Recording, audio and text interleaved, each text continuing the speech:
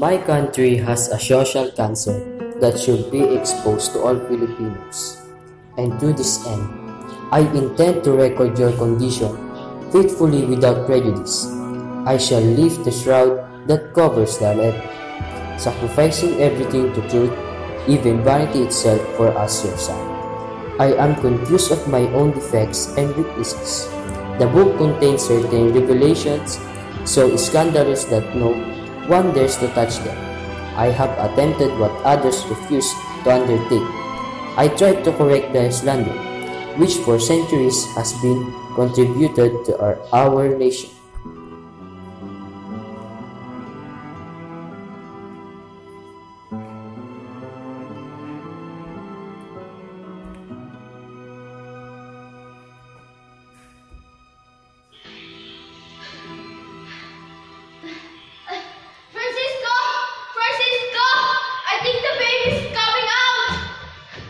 What? The baby's coming out! Let's go! Francisco!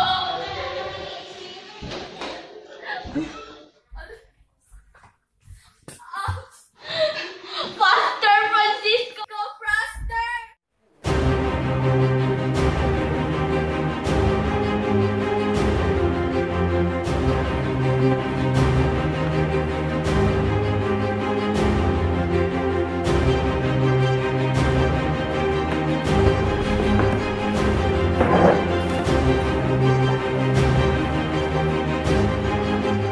My wife's into military.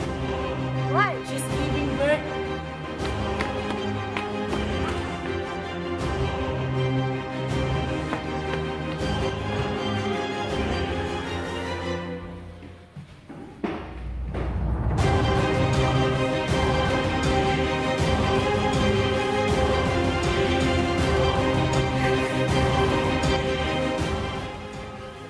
Francisco, get hot water and towel.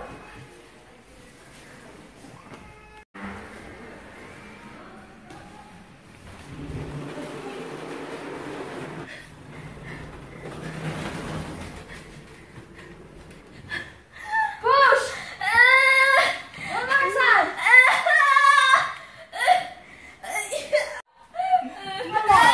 I can see the head of the baby. Francisco, give me the towel.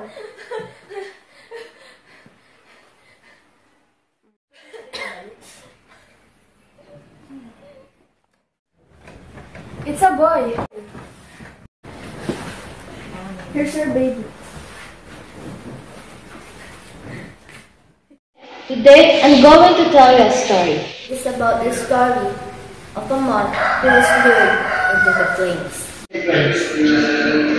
Once there was a young moth who was drawn towards the flame. Despite his mother's warning not to go near the flame, the young moth still flew towards it.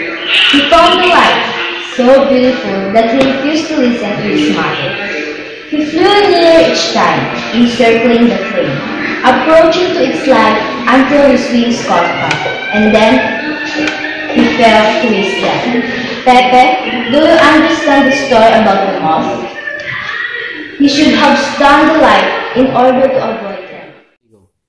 A, B, C, C, D, E, F, G. Ia ergo advocata nostra. Ia ergo advocata nostra. Illos tuos misericordes oculos ad nos converte. Ilos tuos misericordes oculos ad nos converte.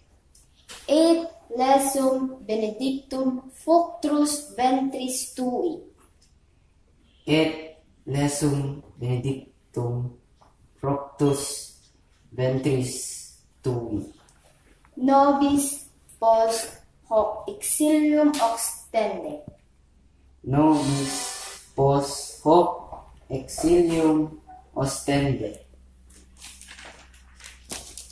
O clemens, O clemens, o pia, O pia, o duclis Virgo Maria. O duclis Virgo Maria.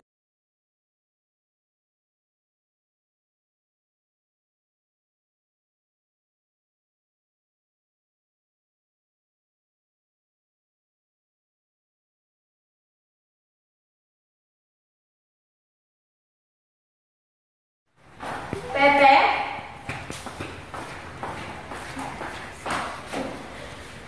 Pepe? Pepe?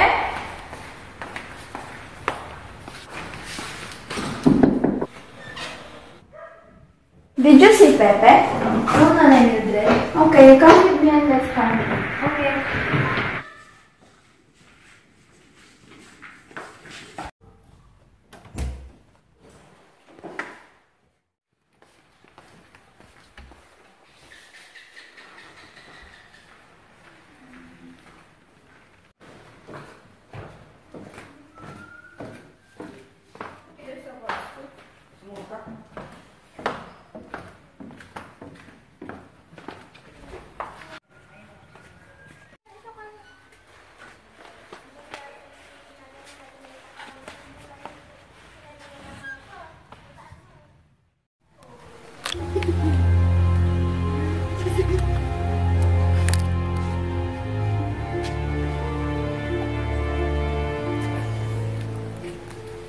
Look, Nanay, there's Pepe.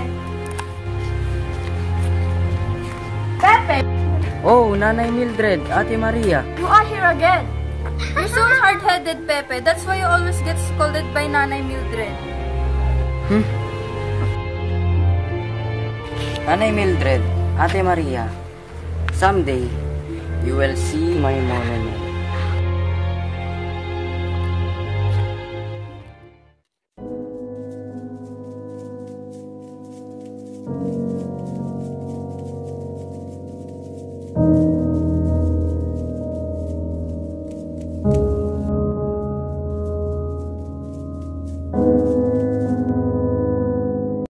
Needs silverfish. They are an important part of the food chain. But if Tom moved through life of this current part, he could expect nothing more than a pretty animal. I'll get it. Okay.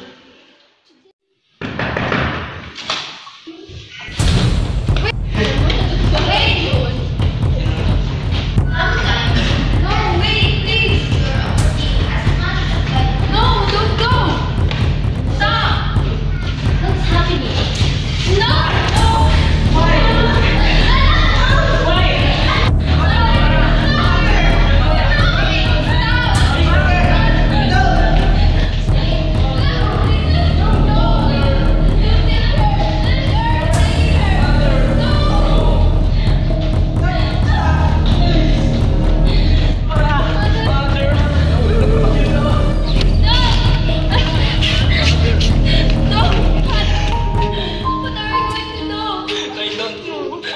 Brother, why was mother arrested? They accused mother of attempting to poison her sister-in-law. But that was a lie. She only wanted to help but was wrongly accused.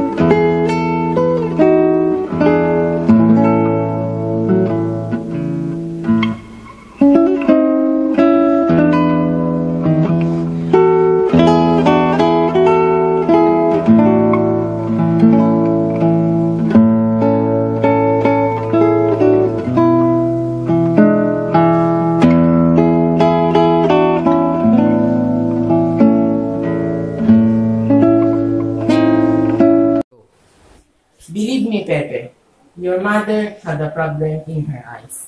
But she refused to be operated unless you perform it. Just as I thought, despite your reluctance, Mother. I knew you want me to finish my studies. Don't worry, Mother. Just as I promised, I'll give back your sight. If all I'd see are conditions of abuse and despair, I'd rather be blind. I'll be the last person you'll see. Isn't that good? You'll see how handsome I am now. Go. I'm going to visit my son.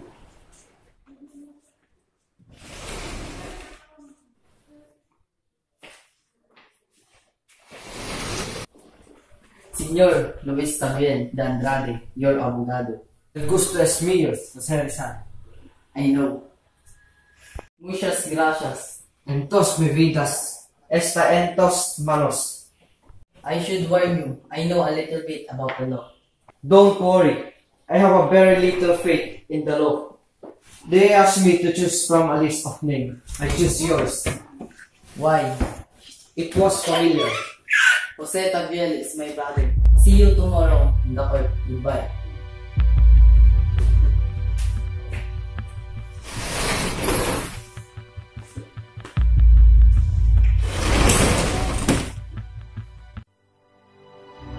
Resign.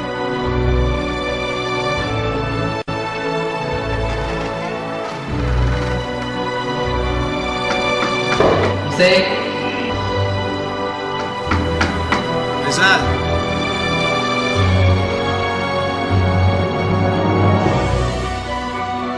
Jefe? Rizal?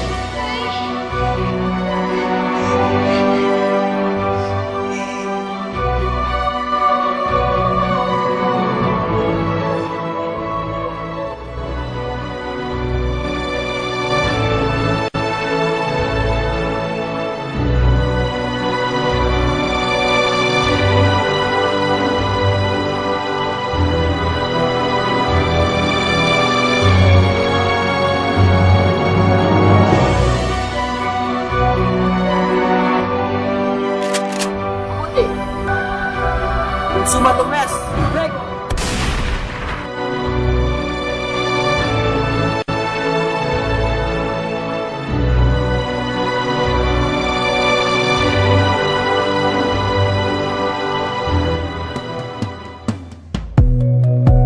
Don't the water grow the trees? Don't the moon pull the tide?